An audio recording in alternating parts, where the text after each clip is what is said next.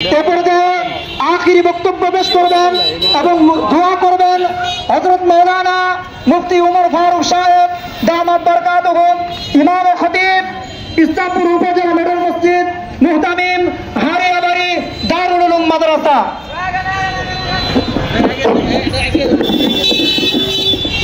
আসসালামু আলাইকুম ওয়া রাহমাতুল্লাহ। ইন্নাল হামদুলিল্লাহ ওয়াস সালাতু ওয়াস সালামু আলা রাসূলিল্লাহ আম্মা বাদ।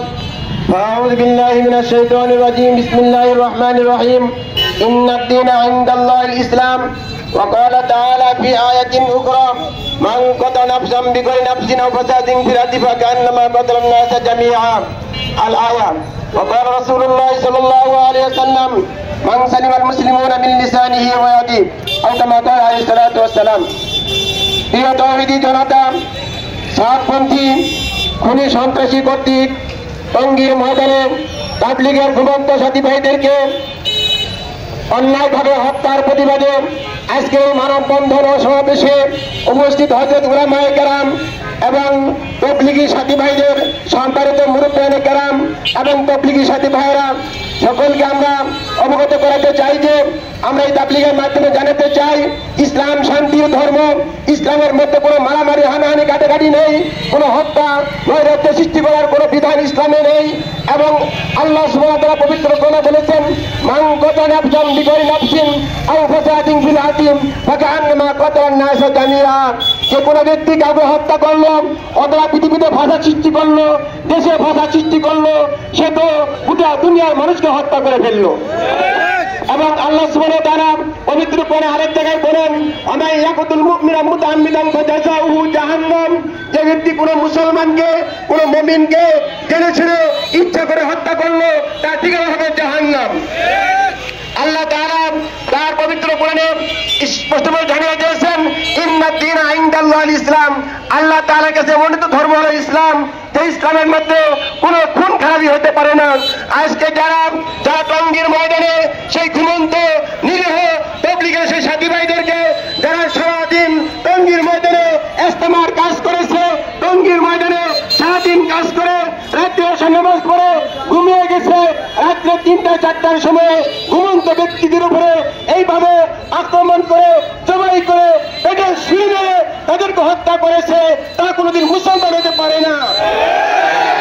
তারা তাবলীগের নাম দিয়ে তারা সমাজসেবার অনুসারী দাবি করে আজকে তাবলীগের মধ্যে ফরজ সৃষ্টি করে দিয়েছে, তাবলীগের মধ্যে আজ বিভক্ত সৃষ্টি করে দিয়েছে, বিভক্ত সৃষ্টি করে দিয়েছে।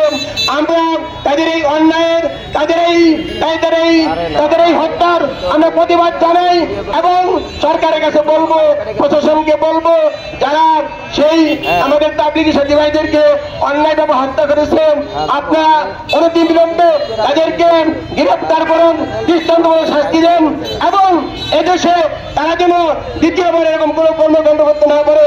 তাদের এই সাতপন্থী এই তাবলীগের কার্যক্রমকে সন্ত্রাসী কার্যক্রম হিসেবে চিরতরে বন্ধ করে দেন এবং সুরাই নিজাম তাবলীগ, সুরাই নিজামের তাবলীগ, হক্কানি মূল ধারার তাবলীগ, তাবলীগের মেহনত এসে তাবলীগ করুন। তাবলীগের তেমন একটা সংগঠন, যে সংগঠনের কোনো বিভেদ নাই, যে সংগঠনের মানুষের কথা হবে নরম, কথা হবে নরম, শান্তির কথা, ভালো ভালো কথা। আজকে কেন তারা তাবলীগের দোহাই দিয়ে তাবলীগের একটা এই প্ল্যাটফর্মে এসে হত্যাকাণ্ড ঘটিয়ে তাবলীগকে তারা আজকে কলঙ্কিত করেছে। আজকে তাবলীগের মেহনতকে জাতির কাছে আজকে নষ্ট করে দিয়েছে, বিকৃত করে দিয়েছে, জাতির কাছে তাবলীগের মেহনতকে ঘৃণার পাত্র বানিয়েছে এই সমস্ত সাতপন্থী এই হত্যাকারী এই সন্ত্রাসী কর্মকাণ্ড যারা করছেন। আমি দাবি জানাবো যে মুসলমান আল মুসলিমু মান সালিমাল মুসলিমুনা মিন লিসানিহি ওয়া ইয়াদিহি। প্রকৃত মুসলমান সেই মুসলমান যার হাত ও জবান থেকে অন্য মুসলমান নিরাপদে থাকে। আজকে যেহেতু যারা মুসলমান দাবি করে আবার সন্ত্রাসী কর্মকাণ্ড করবে, মানুষকে হত্যা করবে, তারা কিভাবে মুসলমান হতে পারে? কোন মুসলমান তো হত্যা করতে পারে না, কাউকে হত্যা করতে পারে না। মুসলমান শান্তির কথা বলবে, মুসলমান দাওয়াতের কথা বলবে, আল্লাহর কথা বলবে, রসুলের কথা বলবে, তাই কিনা আজকে মানুষ হত্যা করছে। তাই আমি ইসলামপুরের সম্মানিত প্রশাসনদেরকে, সাংবাদিক ভাইদেরকে দৃষ্টি আকর্ষণ করে বলবো আপনারা শরীর তত্ত্ব প্রচার করুন। এবং আজকে যে আমরা জানতে পারলাম নয়া দিগন্ত সহ জাতীয় পত্রিকার অনেক জায়গায় রিপোর্ট আসছে যে তারা ইসরায়েলি এজেন্ডার এবং ইসরায়েল ফিলিস্তিনকে ধ্বংস করেছে, ইসরায়েল সেই লেবানন সিরিয়ার উপরে হামলা করতেছে, তারা ওই একটা সূত্র ধরে তাবলীগের মধ্যে দিনের সৃষ্টি করে বাংলাদেশে তারা হামলা করতে চায়। কাজে আমরা সজাগ থাকবো, সোচ্চার থাকবো, কোনোভাবে যেন কোনো ইসরায়েলি এজেন্ডার ভারতীয় এজেন্ডার আমাদের মধ্যে ঢুকে কোনো বিশৃঙ্খলা করতে না পারে এ ব্যাপারে আমরা সবাই সজাগ থাকবো এবং সবচেয়ে সচেতন থাকবো ইনশাআল্লাহ। এবং আগামী দিনে সকলকে আহ্বান করব, আমরা সুরাই নিজাম আলমী সুরা হক্কানি আলমদের নেতৃত্বে আমরা মার্কাজে তাবলীগের মেহনত করব, মানুষের দুয়ারে দুয়ারে দিনের দাওয়াত দিব এবং আমাদের মেহনতের কাম বাড়াইতে হবে, মেহনত ছাড়ি দেওয়া যাবে না, মেহনত করতে হবে। আগামী দিনে সকলকে তাবলীগের নিসবতে আলেম ওলামাদের নিসবতে হক্কানি সুরার নিজামে আমরা তাবলীগের কাজ করবো ইনশাআল্লাহ, দাওয়াতের কাজ করব এবং আগামী বিশ্ব ইজতেমা যাতে সুন্দরভাবে হয় এই জন্য সবাই দোয়া করবো, আল্লাহর কাছে দোয়া করবো। আল্লাহ যেন তাবলীগের এই মেহনতকে শরীক রাখেন, সহি রাখেন, সব রকমের ফিতনা থেকে ষড়যন্ত্র থেকে আল্লাহ যেন রক্ষা করেন।